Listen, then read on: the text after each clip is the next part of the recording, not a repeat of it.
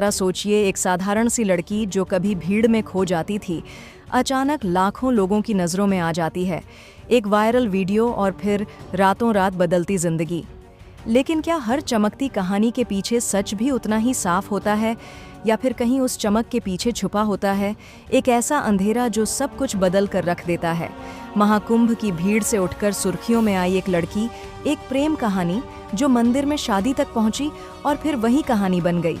एक ऐसे कानूनी विवाद का केंद्र जहां उठने लगे उम्र पर सवाल, कानून की धाराएं और रिश्तों की सच्चाई पर शक। क्या यह सच में प्यार था या फिर एक ऐसी गलती जिसकी कीमत अब कानून तय करेगा? आज की इस रिपोर्ट में हम आपको दिखाएंगे उस पूरी कहानी का हर पहलू जहां सोशल मीडिया की चमक, प्यार का दावा और कानून की सख्ती तीनों आमने सामने खड़े नजर आते हैं। तो आखिर क्या है मोनालिसा और फरमान की शादी का पूरा सच? क्या सच में पति फरमान को होगी? जेल कहानी जितनी सीधी दिखती है, क्या उतनी ही है या इसके पीछे छुपा है? एक बड़ा राज जानने के लिए बने रहिए हमारे साथ, क्योंकि आगे जो सामने आएगा वो आपको सोचने पर मजबूर कर देगा।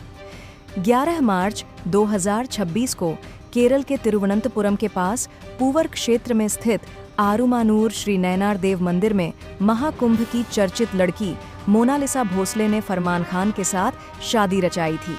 यह विवाह शुरुआत में एक प्रेम कहानी के रूप में देखा गया, लेकिन अब यह एक गंभीर कानूनी विवाद का केंद्र बन चुका है, जहां उम्र को लेकर बड़े सवाल उठे हैं और पति फरमान खान पर बाल यौन अपराध संरक्षण अधिनियम यानी POCSO के तहत मामला दर्ज हो चुका है।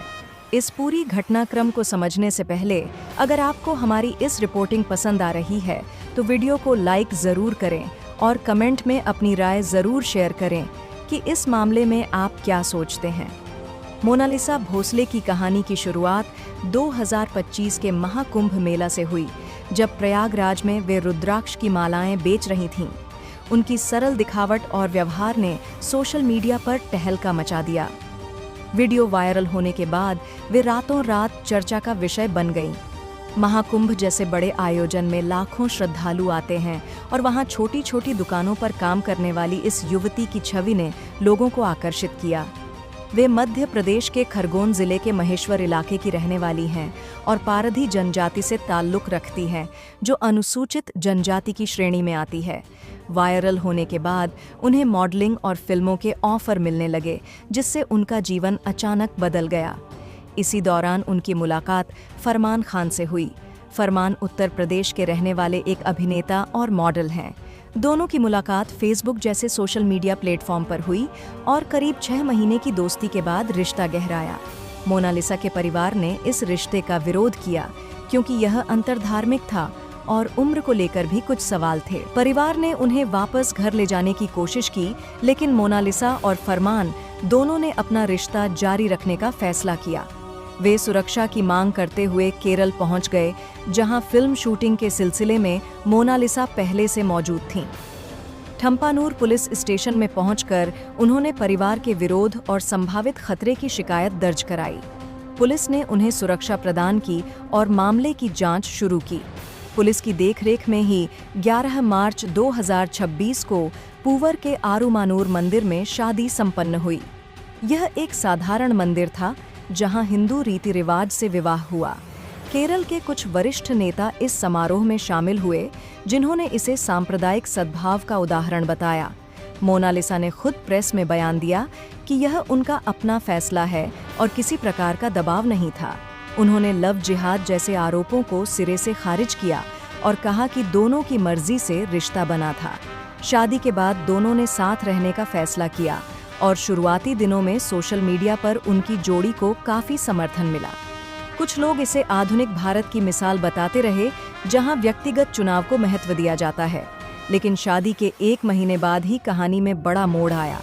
राष्ट्रीय अनुसूचित जनजाति आयोग यानी NSCST ने इस मामले की जांच शुरू की। आयोग के अध्यक्ष अंतर सिंह आर्य के नेतृत्व में जांच टीम ने मध्य प्रदेश के महेश्वर स्थित सरकारी अस्पताल के रिकॉर्ड खंगाले।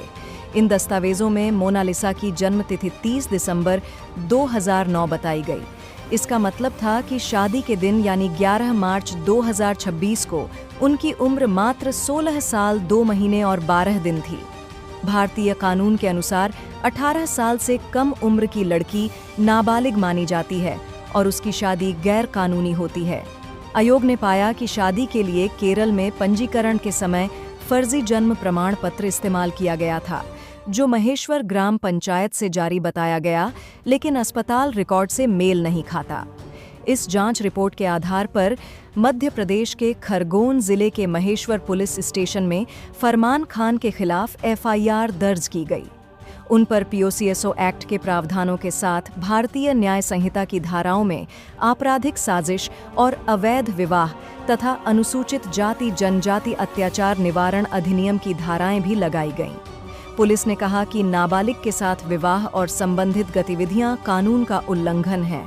एनसीएसटी ने केरल और मध्य प्रदेश के पुलिस महानिदेशकों को 22 अप्रैल को दिल्ली बुलाकर पूछताछ के लिए समन जारी किया है। इससे पहले मार्च के अंत में मोनालिसा ने एर्नाकुलम में प्रेस कॉन्फ्रेंस कर अपनी उम्र 18 साल से ज्यादा बताई थी और आधार कार्ड दिखाया था, लेकिन अब अस्पताल के मूल रिकॉर्ड ने स्थिति बदल दी है।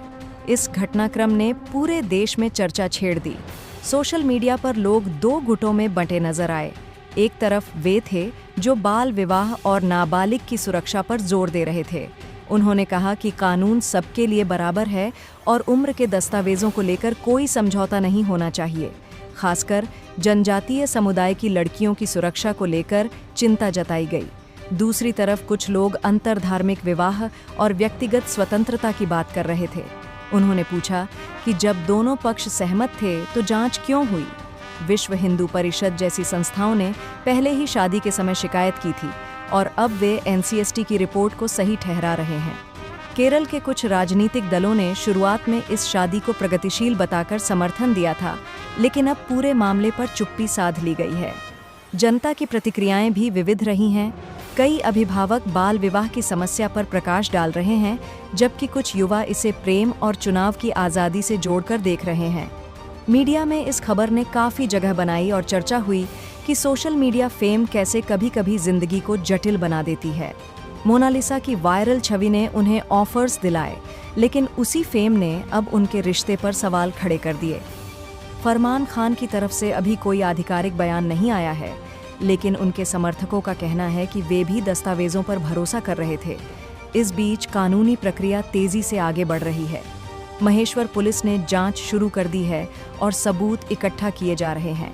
एनसीएसटी की रिपोर्ट को आधार मानते हुए आगे की कार्रवाई हो रही है।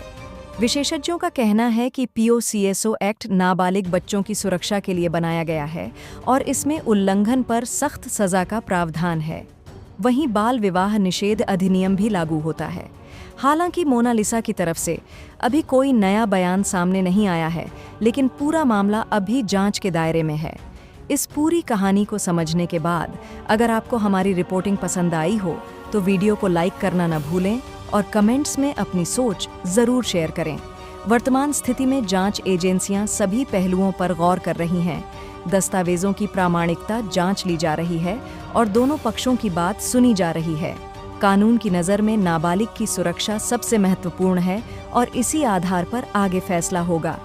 इस मामले ने एक बार फिर उम्र सत्यापन दस्तावेजों की विश्वसनीयता और अंतरधार्मिक रिश्तों में परिवार की भूमिका पर सवाल उठाए हैं। जैसा कि हम देख रहे हैं कि यह घटना अभी भी विकसित हो रही है। हमें उम्मीद है कि जांच पूरी होने के बाद सच्चाई सामने आएगी और न्याय की राह पर सब कुछ ठीक से आगे बढ़ेगा।